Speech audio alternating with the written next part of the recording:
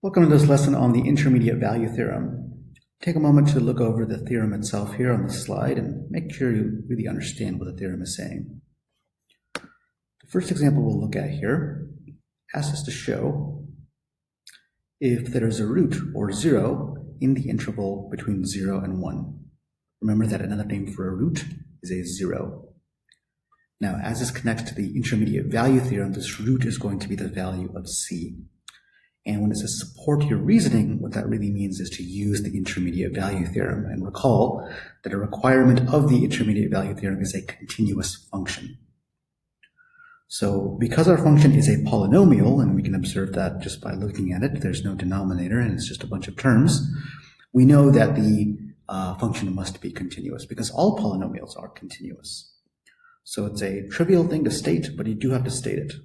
That all polynomials are continuous, therefore this one is a continuous function on the interval, certainly, and we can proceed by using the intermediate value theorem. So the interval is 0 to 1, right? So we're going to plug in 0 and 1 into our function as a and b, respectively. So we'll see that work here in green. And what you want to notice here is a sign change. Because we're looking for a root, a 0, one of these endpoints should be a negative number and one should be a positive number. When you're looking for a root, that'll always be the case. And you'll see that we've found one. We have a negative 2 at 0 and a positive 2 at 1. So informally, we know we're on the right track. So watch the wording here. It's very important. Because f of 0 is negative 2, and f of 1 is positive 2, and f at 0, which is the desired number, is between negative 2 and positive 2, the intermediate value theorem guarantees that some c, some number c, in the interval 0 to 1, that should actually be an open bracket for parentheses there should be some c in 0 to 1 such that f of c is 0. Now, how do you actually find this root? Let's use a calculator to estimate it. In the calculator, we go to the y equals menu and plot the function.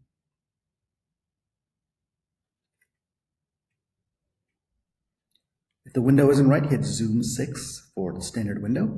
And if you'd like, you can actually zoom in closer and see it in more detail if you wish by just zooming in. Now, we want the 0, so go to the second trace menu, second trace, and choose option for 0, option 2.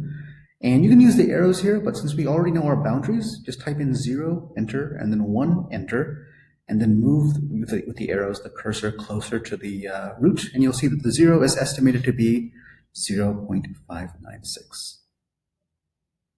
And we're done. Now the next problem is more algebraic. So we don't need a calculator for this. Start with the necessary obligations regarding continuity and the intermediate value theorem. It's a polynomial. Polynomials are always continuous. So this function is continuous everywhere and certainly on the subset from 0 to 5. If it's continuous from 0 to 5, we can use the intermediate value theorem. Remember those dots there means therefore. Okay, so plug in your a and your b, a 0 and 5 in this case. Plugging in 0 is very easy, you get negative 1.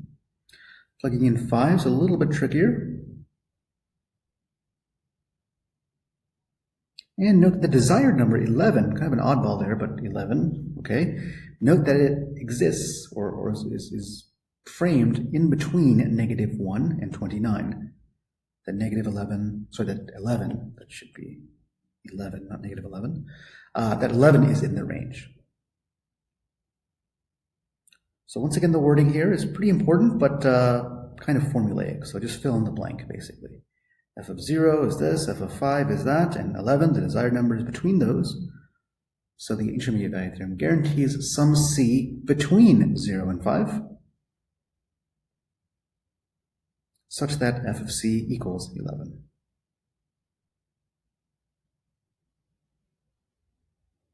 So finding this value of c.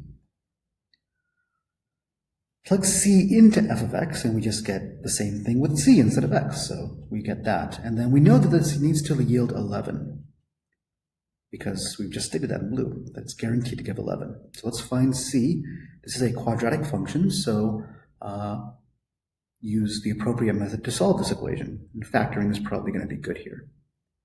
And we get two solutions of -4 and 3.